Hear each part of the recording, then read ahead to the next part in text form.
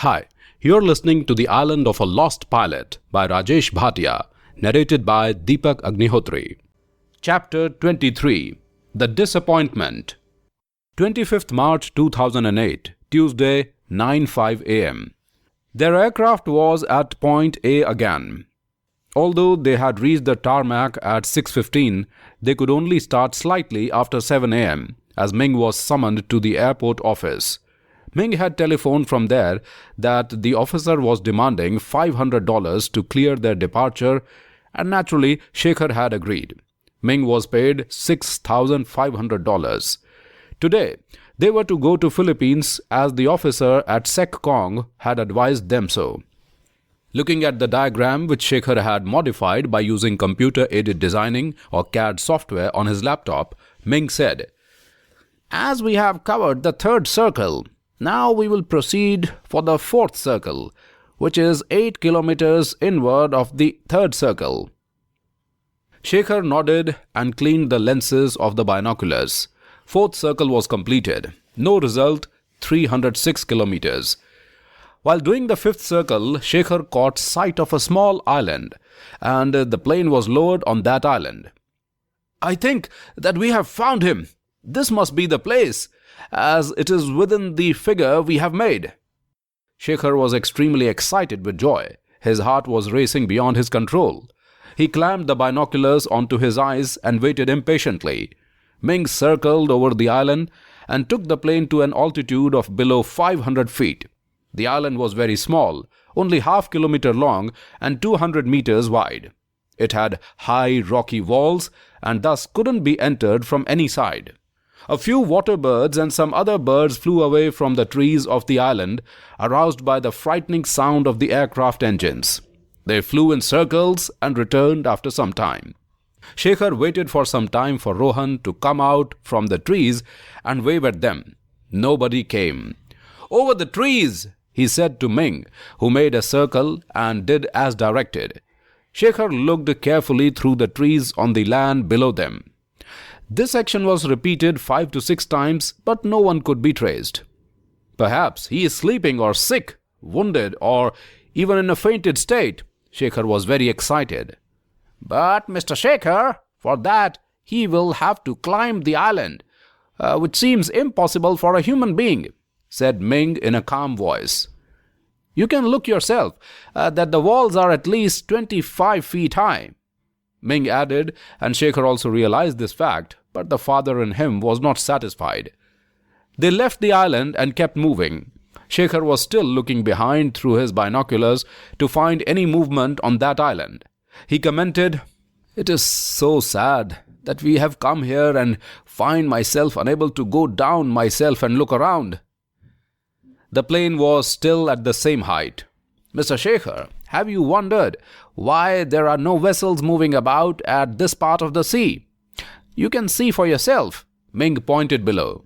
"The sea here is so shallow that at many places you can see the bottom of the sea, or say the top of some sea mountains with a thin layer of water merely covering them.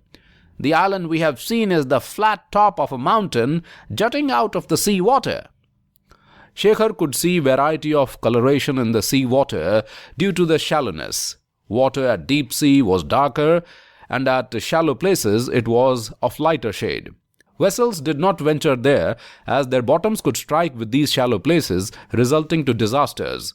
The fifth circle was completed, 238 kilometers, no result. Sixth circle, 169 kilometers, nothing. Seventh circle, 98 kilometers, nothing. Eighth circle, taken 5 kilometers inward, 52 kilometers, no result. Now they were covering the ninth and the last circle, which they had taken only 3 kilometers inwards of the eighth circle, and it took only 6 minutes to cover this 20 kilometers. "Now we are at the innermost point, or at the center of the fan-shaped figure.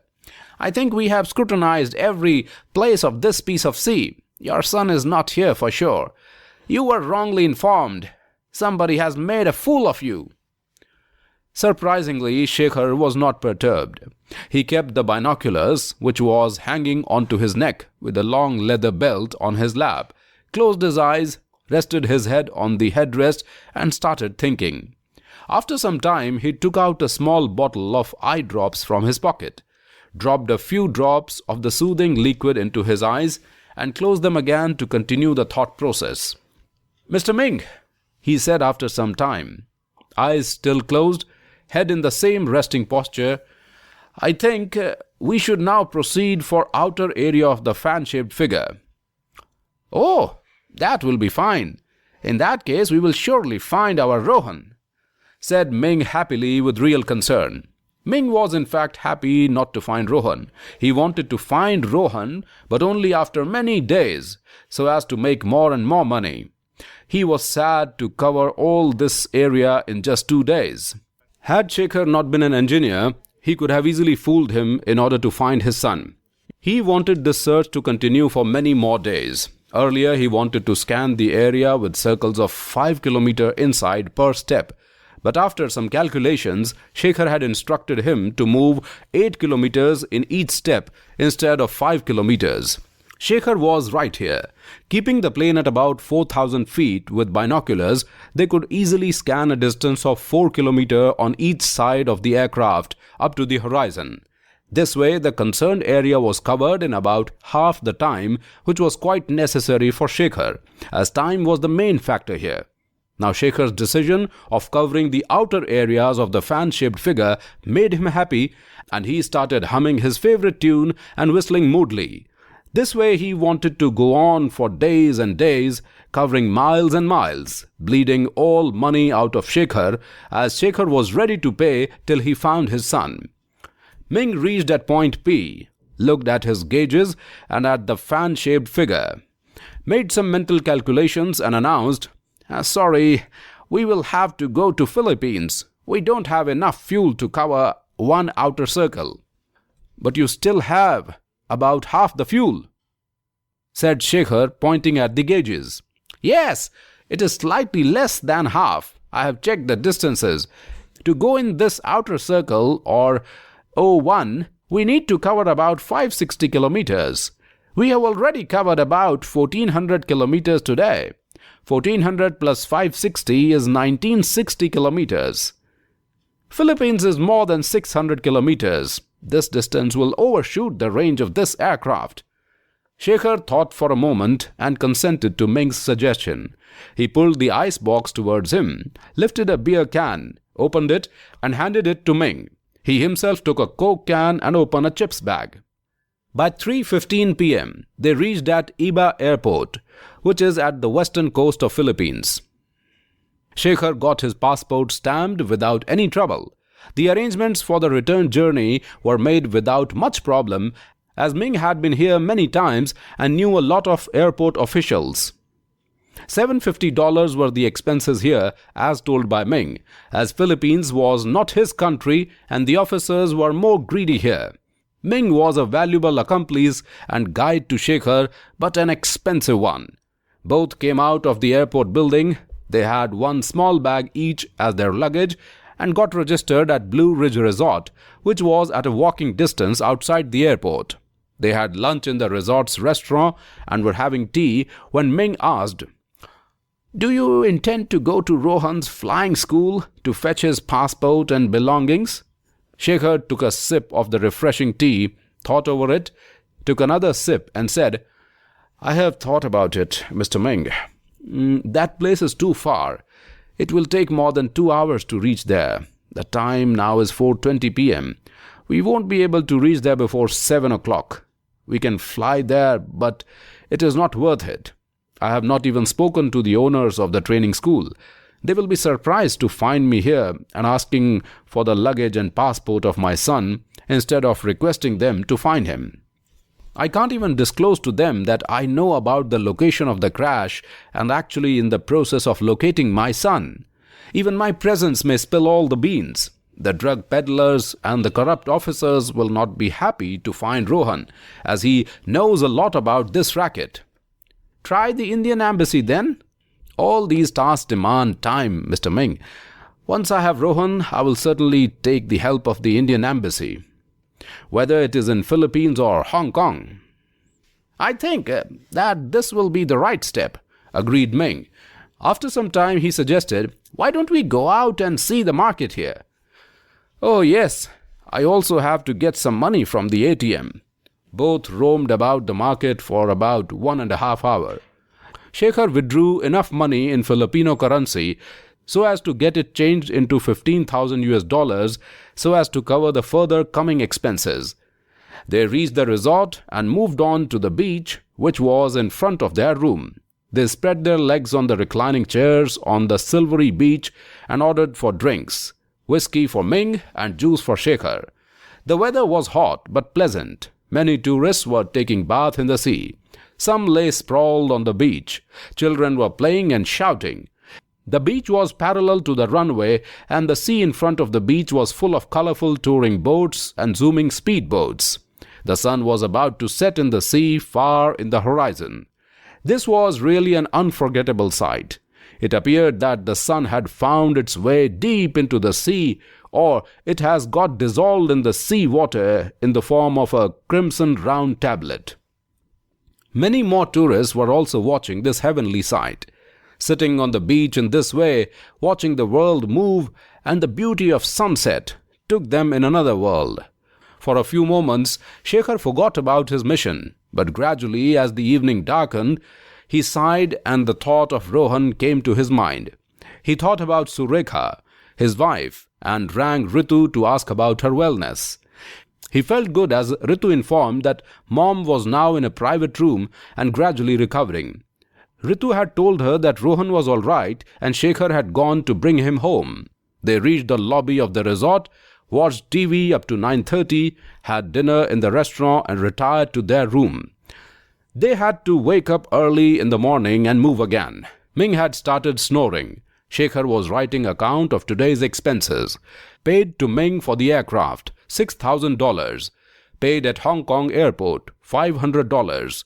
Paid at Iba airport, $750. $7,250. This day was also like the previous one.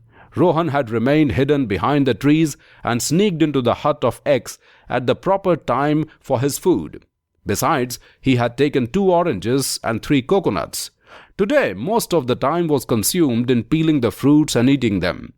Whole the day, he had tried to find a suitable place to sleep in the coming night. The tree was risky for the night's sleep. It was suitable only as a hiding place in the day where he could sit and eat his food comfortably. Sleeping in the grass was not risky but uncomfortable, as the grass was moist and its waving motion disturbed sleep when the air blew. He came to the south of the cliff near the beach and found a small cave like a percher. He looked around for X, who was not visible, and tried to creep inside. The depth of the cave was only about 4.5 feet, and his feet were jutting out. He will have to dig it deeper, he thought. He went to the cluster of the trees and picked up a strong piece of wood and a few pointed stones to dig the cave deeper if possible. He found a vine-like plant which had climbed up a small tree and pulled it back with some difficulty. He plucked the leaves and tested its strength. It was roughly 8 mm round, about 12 feet long, rope-like, and could serve as a real rope. He rolled it in a circular bundle, passed his hand through it, and kept the bundle on his left shoulder. Rohan went to the cave, crept inside on his elbows, and started digging, which was easier, as there was only sand and soft soil to be dug. After about 3 hours, he had dug the cave sufficient to accommodate him. He spread the parachute as a bedsheet. It was also to be used to cover him like a thin blanket when required. He found a large boulder, about 100 kg in weight, and brought it near the mouth of the cave by rolling it. Rohan was unaware of the time, as in spite of the protection, water had seeped inside, and the watch and the mobile phone both were out of order now. The dollars were wet too, but now they were again crisp, and he had packed them properly. He had kept the mobile phone and watch on the tree in the sunlight to dry them up, so that they would function again. But either thing won't work. He thought of keeping them again in the sunlight the same way tomorrow also. He reached up to the corner of the jungle, found a tree with thick trunk, cleaned some bark and engraved with a pointed stone. 24th March 2008, Monday, first day. 25th March 2008, Tuesday, second day. He thought of writing the dates in more compact form in future. He didn't know that for how many days, months or years he was going to remain on this island. If he didn't write, he was expected to lose track of the days and dates. He reached near the hut and stood behind a tree when an idea struck him. He circled the hut from behind the tree and reached at the western corner of the hut, where X kept his foodstuff on a leaf on a flat slab of stone.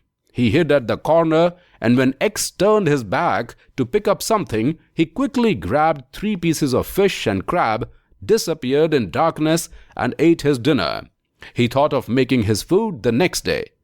He slid into his cave and pulled the boulder up to the mouth of the cave. He took an oblong stone of about 2 kg in weight, tied a knot over it with the rope-like vine, and threw it behind the rock. Holding the other end in his hand, he lifted up the boulder slightly and slid the rope under it so that the open end was some 4 feet out of it. He tied the open end to the ankle of one of his legs and lay down to sleep. If X comes and finds him, he will have to remove the boulder in order to reach him. As soon as the stone will be lifted or moved away, the hanging stone will pull the rope, which in turn will tug hard at his leg. This will alarm him and he will become attentive to defend himself.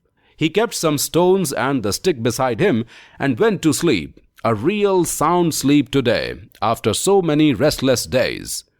26th March 2008, Wednesday. Shekhar checked out from the resort. He had paid about $350 including tips and food charges. Besides, he had paid $6,000 to Ming for today's travel. They had completed the 5 minutes walk to the airport, carrying the bags on their shoulders. After all the necessary checkups, they could start at 7 a.m. only, and now at 8:30 they were deep into the open sea. Near the coast, they had seen many ships and fishing boats. They could see a large cruise ship also, which reminded Shekhar of his conversation with Rohan regarding a cruise ship. He regretted being rude with Rohan, as it was going to be his last conversation with his son if he was not in this world. His eyes moistened, and he dismissed this thought. "It couldn't be. It couldn't be. It will never be," he murmured and assured himself. "You said something?" asked Ming, looking at Shekhar, who turned his face away, as he didn't intend to show his weakness to Ming. "I said nothing. I was just thinking aloud." "I understand, Mr. Shekhar. I'm also a father myself." They moved on for some time. Ming indicated the formation of black clouds ahead and commented, "It seems that the weather is not good ahead. The weather department and the airport authorities should have told us. Isn't it dangerous to pass through these clouds?" "Oh, this weather will not harm the movement of the aircrafts, as most of them can fly over the clouds, including ours also. But I was talking about ourselves, as the rain will disturb our purpose.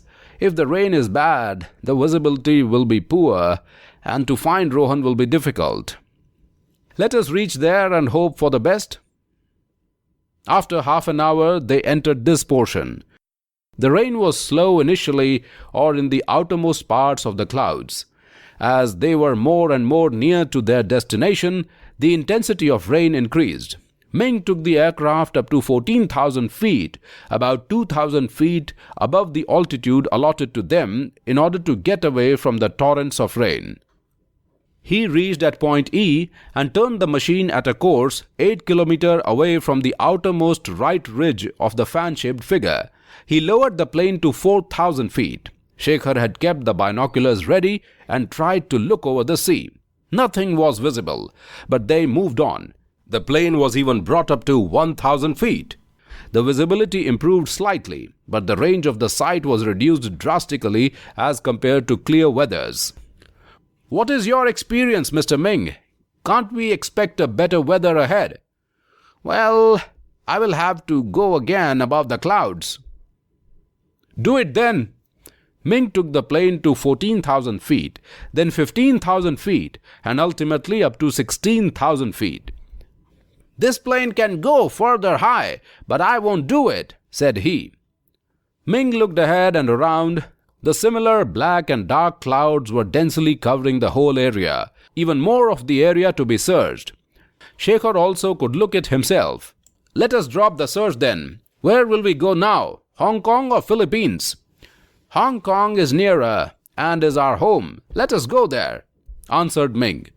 They landed at Sek Kong at 12 noon. Some money was saved. Ming informed Shekhar that 750 into 3 is equal to $2,250 was a deposit with him, which would be adjusted in the next trip. Honest Ming. With Ming, Shekhar again visited various ATMs and withdrew enough money and got some of it changed to US dollars. The amount of money withdrawn equaled 15,000 US dollars. Shekhar contacted Ritu and asked her about Surekha, who was well and will be soon discharged from the hospital. There was no news of Rohan, and Shekhar told her about the progress, which was zero till Rohan was not found. As if they had brought the rain all over from the South China Sea with them. It rained heavily and continuously till they went to the bed. 26th March 2008, Wednesday. It was already raining heavily when Rohan woke up at about 8 in the morning. He had slept well last night and was in a fresh mood. He had one coconut with him and had its contents as his bed tea and biscuits.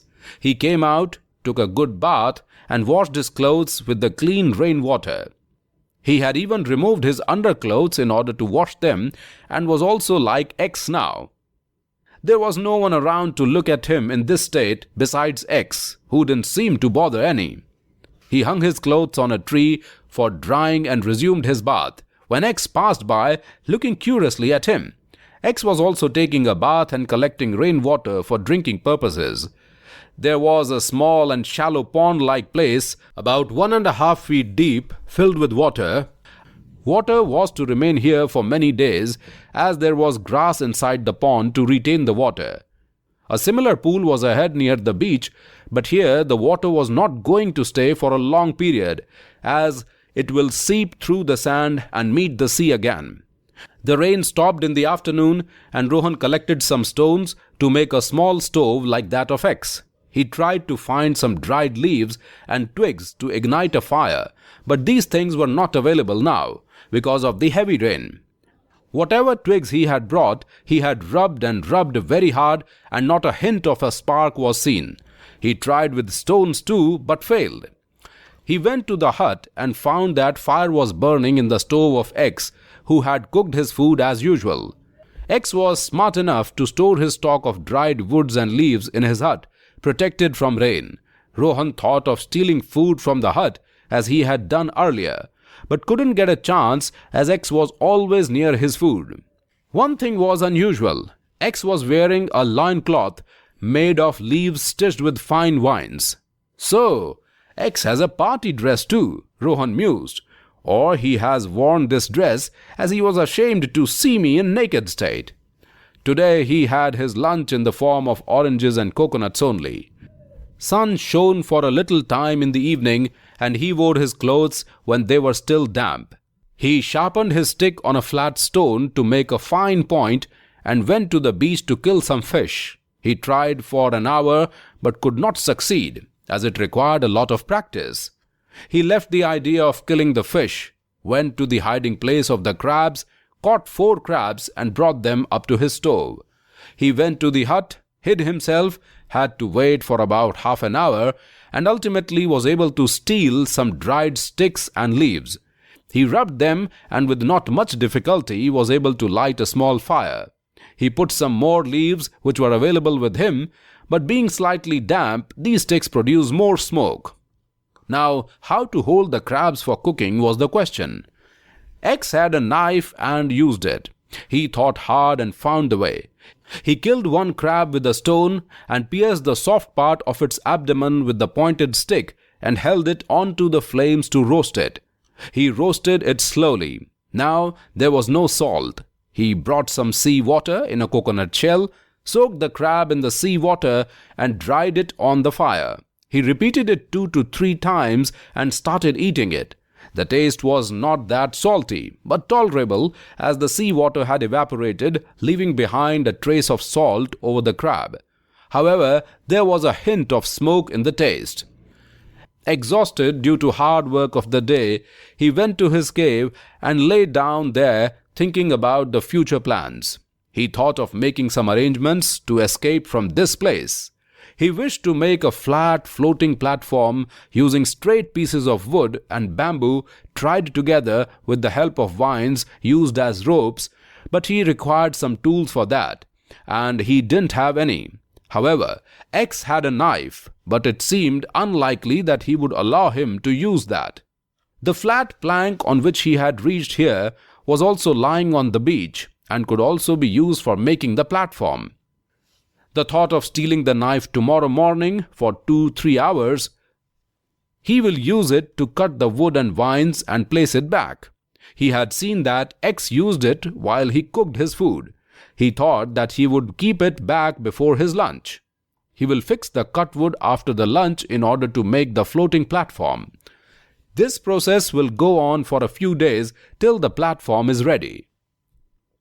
If X becomes wiser by that time, he will be allowed to accompany him. I am not going to stay here forever. Tomorrow I will start making the floating platform, he said to himself and tried to sleep. 27th March 2008, Thursday, 5 a.m. Shekhar called Ming on his mobile phone. Good morning, Mr. Ming. What are the latest weather reports? Very good morning, Mr. Shekhar. The weather reports are good. We should get ready and start then. Sure, Mr. Shekhar. This day was bright and sunny. Rohan's clothes had dried. He had sneaked early into the hut and stolen the knife. With the help of the knife, he quickly peeled an orange and a coconut. He had them as his breakfast and started his work. He cut 4 long pieces of wood, 2 bamboo sticks, and about 80 feet of vines. He did not waste any time for cooking the breakfast. He had the knife and thus ate fruits only. But after the toil of about 2.5 hours, he felt hungry and started the preparation of cooking some crabs. He wanted to cook his food before X and intended to keep the knife back. As X never stayed long in his hut and was of habit of moving here and there, Rohan would have certainly found a chance to do so.